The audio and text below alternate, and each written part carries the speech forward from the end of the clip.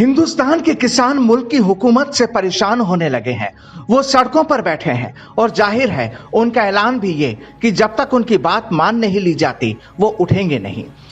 पिछले करीब 2.5 महीने से ज्यादा का वक्त गुजर चुका है, लेकिन सरकार भी अड़ी है और किसान भी पीछे नहीं हट रहे। अब किसान कहते हैं कि उनके भविष्य का सवाल है, तो वो पीछे कैसे हटें।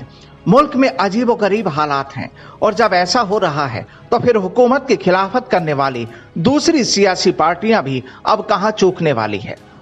अब हुकूमत में भाजपा है तो फिर मुल्क में उनकी खिलाफत करने वाली सबसे बड़ी पार्टी कांग्रेस है। जाहिर है जब ऐसा वक्त हो तो फिर कौन मौका छोड़ना चाहेगा, और अब यहां भी कुछ ऐसा ही हो रहा है।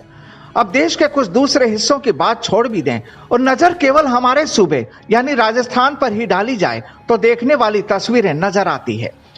अब साहब आज शनिवार था, वीकेंड का दिन, तो कांग्रेस ने भी सूबे के हर जिला मुख्यालयों पर ऐलान कर दिया कि वो किसानों के साथ है, उनके लिए लड़ाई लड़ रहे हैं। तो फिर इसी कड़ी में कांग्रेस ने पैदल चलने की ठान ली। अब साहब मौसम भी बदल गया है, गर्मी अंगड़ाई ले रही है और सियासत करने वाले हुक्मरान जो एसी कारों में सफर करते हैं उन्होंने भी ठान लिया कि आज तो पैदल ही चला जाए। अब ये पैदल भी चले और दूसरे साधनों का सहारा भी लिया।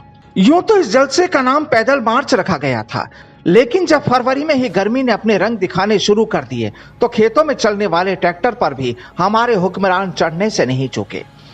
अब साहब जब गाड़ी चलती है तो इंजन भी गर्म होता है, बोनट भी गर्म होता है, साइलेंसर भी धुआं फेंकता है। लेकिन जनाब जब इन सियासी नेताओं की लड़ाई विपक्ष के खिलाफ हो तो जाहिर है ये कुछ भी सहन कर सकते हैं। आखिर हमारे नेता हैं साहब, अगर ऊंट पर भी चढ़ना हो तो फिर परहेज कैसा, क्योंकि कुछ ऐसा भी कहा जाता है कि ऊंट की सवारी भी हर किसी के बस की नहीं, कमर में दर्द हो जाता है। लेकिन इससे क्या, और जब अगर ऊंट बैठा हो तो फिर तस्वीरें भी खिंचवाने में हर्ज कैसा। जनाब ऐसे मौके भी तो कभी कभार ही आते हैं, क्योंकि शहर में तो ऊंट और ट्रैक्टर भी चलते कहाँ हैं, और फिर ट्रैक्टर तो किसानों का ब्रांड एम्बेसडर होता है, तो मंत्री महोदय भी चूके तो कैसे। अब जनाब दोपहर की तीखी धूप का मंजर हो तो भी क्या, फिर चाहे गाड़ी हो या फिर हाथी, सवारी का मजा भी कुछ और ही होता है। लेकिन सवाल साहब ये कि लड़ाई किसानों की खातिर लड़ी जा रही है ताकि उन्हें उनका हक मिले। इसके लिए तपती धूप में बोनट पर बैठा जा रहा है, टेढ़ी चाल चलने वाले ऊंट की परेशानी उठानी पड़ रही है, या फिर राजशाही सवारी गजराज को भी शहर की सड़कों पर घुमाया जा रहा हो।